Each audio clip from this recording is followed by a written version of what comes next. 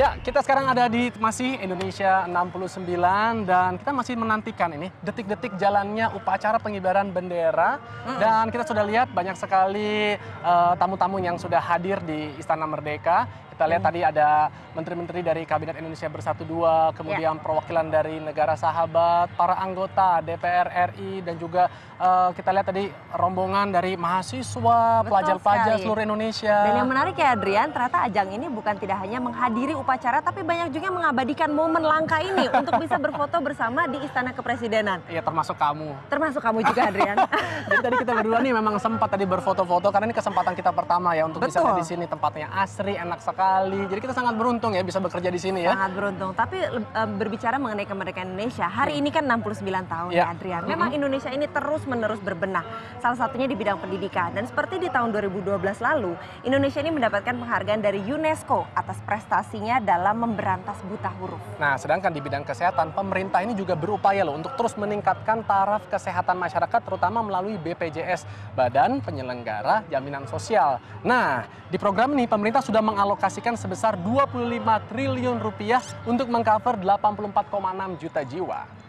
Nah, dan juga kita akan langsung nih, berawal dari semangat kesehatan ini, kita ada mau ngobrol-ngobrol kan sih? Betul sekali, ini memang berawal dari semangat yang menyediakan kesehatan murah bagi warga miskin.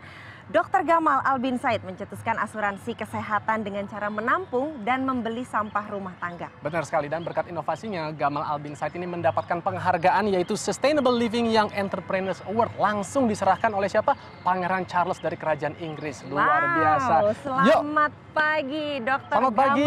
Gamal, keren banget. Thank you ya kita panggil Gamal atau Dr. Gamal? Gamal aja. Gamal aja. Masih muda kan? Karena masih muda. Oh, jangan tanya usianya berapa, Adrian. Jadi Gamal ini sekarang nih sibuk sekali bolak-balik, padahal domisilinya sebenarnya di Malang. Dan juga selamat, ini baru bulan lalu ini lulus loh. Sekarang ini sudah resmi menjadi seorang dokter ya. Alhamdulillah. Alhamdulillah. Nah, ini kita bicara mengenai kesehatan. Kalau menurut Gamal, bagaimana sih potret kesehatan yang ada di Indonesia saat ini? Tanpa bermaksud memberikan kritik ya, tapi kita kan harus mengenali kesehatan di Indonesia ya. Ketika kita bicara kesehatan, kita bicara 3 hal. Financing system, service system, dan quality control. Kita punya masalah yang cukup berat dalam bidang financing system, sistem pembiayaan. Jadi WHO itu memberikan rekomendasi anggaran kesehatan 15% dari APBN. Kalau kita melihat Undang-Undang Nomor 36 tahun 2009, itu mengamanahkan 5% dari APBN untuk kesehatan. Tapi mulai tahun 2005 sampai 2013, rata-rata anggaran kesehatan kita 2,2%. 2011 2,2, 2012, 2013 2,1. Jadi ini berimplikasi besar ya, karena ketika financing sistemnya kurang memadai, itu akan memberikan pelayanan yang kurang. Kalau kita lihat di negara lain, contoh 22 dari 36 negara miskin, itu sudah mengalokasikan 11% APBN untuk kesehatan.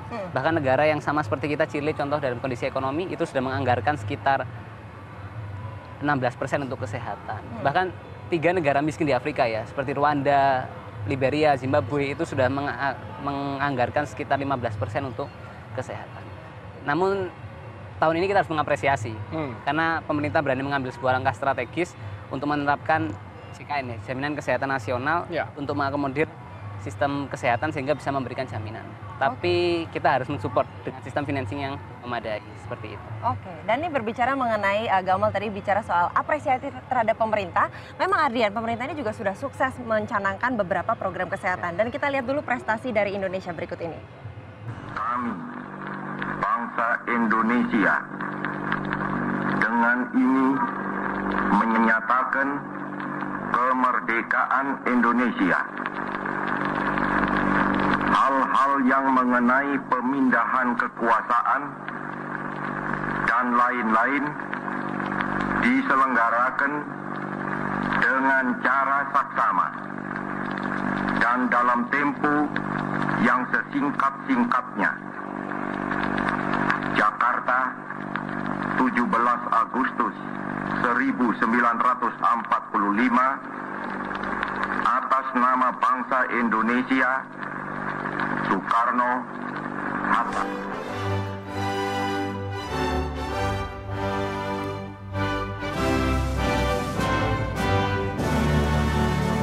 Merdeka menjadi tanda bagi Indonesia untuk memulai membangun negara yang kokoh. Namun di masa-masa awal kemerdekaan, keterbatasan di berbagai bidang tak dapat dielakkan. Sebut saja bidang pelayanan kesehatan, jumlah tenaga medis masih sangat terbatas. Apalagi saat itu Indonesia harus memulai menanggulangi dan memberantas penyakit menular seperti penyakit paru, frambusia atau infeksi kulit, pes, kusta, dan penyakit kelamin. Hal lain yang sangat penting adalah memperbaiki kualitas gizi masyarakat. Stovia menjadi salah satu sekolah kedokteran peninggalan Belanda yang diharapkan dapat menunjang ketersediaan tenaga medis. Tapi itu belumlah cukup, peningkatan terus diupayakan. Tahun 1949 didirikan Fakultas Kedokteran di Universitas Gadjah Mada, Yogyakarta. Tahun 1951, konsep pembangunan jangka panjang di bidang kesehatan tergambarkan pada Bandung Plan. Melalui konsep ini, pembangunan diarahkan pada pembinaan kesehatan ibu dan anak, pembuatan vaksin dan obat, perbaikan gizi, serta pemberantasan penyakit menular. Selanjutnya, lembaga-lembaga penelitian kesehatan didirikan tersebar di Pulau Jawa dan Sumatera. Kualitas kesehatan masyarakat Indonesia terus meningkat. Angka harapan hidup waktu lahir penduduk Indonesia terus naik dari rata-rata 45,7 tahun di tahun 1967 menjadi 62,7 tahun di tahun 1993. Pencapaian lainnya adalah pengakuan internasional atas tergalangnya peran serta masyarakat dalam pengelolaan pos pelayanan terpadu atau posyandu. Indonesia menerima Sasaka Award dari WHO dan Maurice Pate Award dari UNICEF tahun 1988. Krisis yang berlangsung pada tahun 1997 menyebabkan goncangan kuat terhadap perekonomian Indonesia. Untuk membantu masyarakat miskin, pemerintah mengeluarkan kartu JPS BK yang berlanjut hingga sekarang dikenal dengan Badan Penyelenggara Jaminan Sosial atau BPJS. 25 triliun rupiah dialokasikan oleh pemerintah bagi anggaran kesehatan. Itu adalah yang membayar iuran atau iurannya dibayarkan oleh orang lain. Oke? Nah, yang sudah menjadi peserta Askes sekarang itu masih tetap berlaku otomatis. Jamkesmas otomatis berlaku.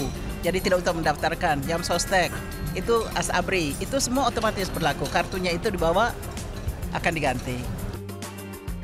Kebijakan ini masih menyisakan pekerjaan rumah. Jumlah rumah sakit yang sudah mencapai lebih dari 3.000 ternyata tidak serta-merta bisa memberikan pelayanan maksimal. Ratusan rumah sakit masih belum memiliki dokter spesialis penyakit dalam, dokter spesialis bedah, dokter spesialis anak, serta dokter spesialis kandungan. Transformasi tidak hanya terjadi di bidang kesehatan, tapi juga pendidikan.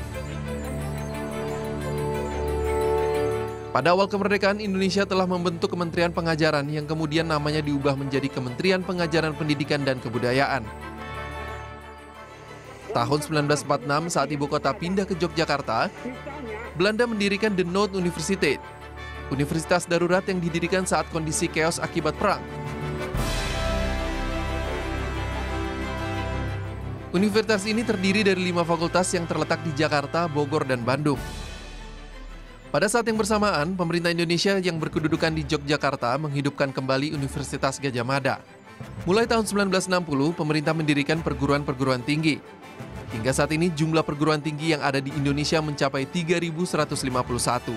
Dari banyaknya perguruan tinggi tersebut, 96% merupakan perguruan tinggi swasta, sedangkan perguruan tinggi negeri hanya 4%. Dari segi pendidikan dasar, tahun 2012 Indonesia mendapat penghargaan dari UNESCO atas peningkatan melek huruf serta peningkatan angka partisipasi kasar atau APK yang sudah mencapai 100%. Negara pun telah memberikan afirmasi wajib belajar 6 tahun sejak 1984. 10 tahun kemudian di tahun 1994, pemerintah mengeluarkan regulasi wajib belajar 9 tahun. Pada tahun 2012, pemerintah mengeluarkan kewajiban pendidikan menengah universal 12 tahun. Itu harapannya apa?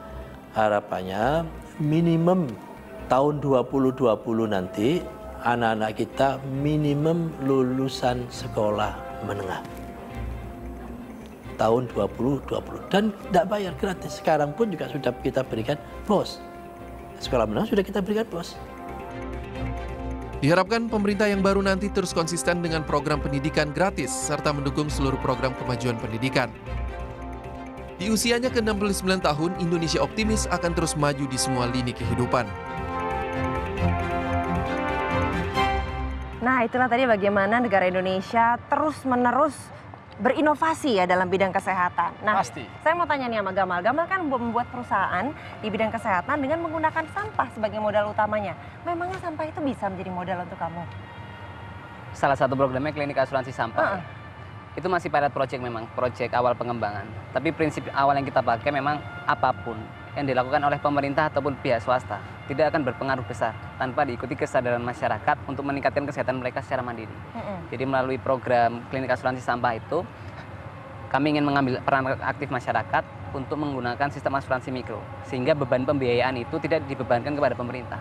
Tapi kami bisa membuktikan bahwasanya masyarakat miskin pun memiliki sumber daya untuk membiayai kesehatan mereka, seperti itu. Jadi teknisnya gimana, Mal? Orang datang pada saat dia ingin berobat dengan membawa sampah, seperti itu? Asuransi ya, jadi sakit tidak sakit kami minta mereka untuk membawa Bayar sampah preminya rutin, itu. ya. Ketika mereka sakit, mereka bisa berobat secara gratis. Tapi sebenarnya tidak gratis, karena mereka sudah membayar dengan sampah yang memiliki nilai ekonomi. Terus sampahnya itu dikemanakan nih oleh Gamal dan kawan-kawan? Tentunya memiliki economical value ya, untuk bagaimana diproses menjadi uang sehingga bisa memberikan income tambahan bagi perusahaan untuk membiayai kesehatan itu. Ada sampah-sampah tertentunya nggak sih? Atau mungkin harus yang organik atau non-organik? Ya, ada aturan-aturan sampah yang dia bisa dijadikan uang untuk bisa membiayai kesehatan. Seperti kayak dari kardus, Iya, plastik seperti itu, kertas, kemudian ya. Ataupun apapun. Wow, ini keren banget. Sekarang mungkin ini masukan nih dari Gamal supaya masyarakat siapapun mereka itu bisa mendapatkan fasilitas kesehatan yang layak di Indonesia.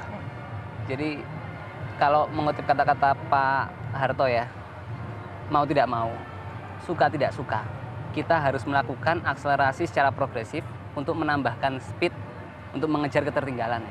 Karena ketika kita kondisi saat ini tidak mempercepat, maka kita tidak akan bisa mengikuti perkembangan. Tapi bukan tugas kita memberikan kritik juga. Bangsa lain boleh memberikan kritik, kan? Tapi kita bagian dari Indonesia, sehingga kita harus memposisikan diri sebagai bagian yang bertanggung jawab atas apa yang ada di Indonesia, sehingga bertugas mengenali masalah lalu menyelesaikannya. Sekelam apapun masa lalu bangsa ini ya, masa depannya masih suci kan. Itu pesan guru saya. Jadi dari Dr. Arif Alamsyah, jangan pernah khawatir dengan masalah yang ada di Indonesia, karena sekelam apapun masa lalunya, masa depannya masih suci. Nah, itu berarti berpikir positif, optimis gitu.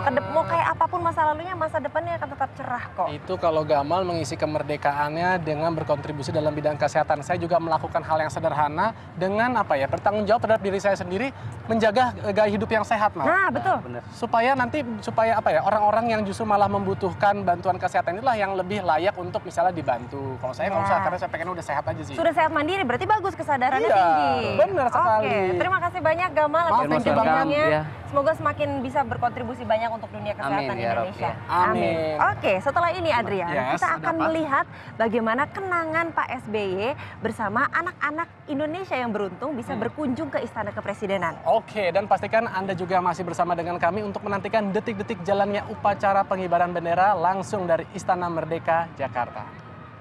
Ya, Indonesia adalah negara yang sedang berproses. Kita sedang mempelajari banyak hal mengenai demokrasi, mengenai teknologi, mengenai bagaimana posisi kita di dunia global dan seterusnya.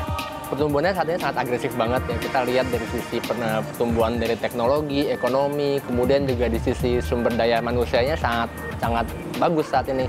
Pertumbuhan ekonomi Republik Indonesia dalam beberapa tahun ini menunjukkan bahwa Indonesia bisa merupakan salah satu negara dengan ekonomi terbesar di dunia. Halo, saya Handri Satriago, CEO dari GE Indonesia. Saya mengucapkan selamat ulang tahun untuk Republik Indonesia yang ke-69. Semoga kita semakin bersih dan semakin kompetitif di dunia yang global ini. Saya Endro Darwis, founder dari Kaskus, mau mengucapkan selamat ulang tahun buat Indonesia yang ke-69. Maju terus, Indonesia hebat. Saya Emir Satar, Direktur Utama Garuda Indonesia, mengucapkan Dirgahayu Republik Indonesia yang ke-69. Semoga kita semua bisa mewujudkan cita-cita untuk membuat Indonesia menjadi salah satu negara terbesar di dunia.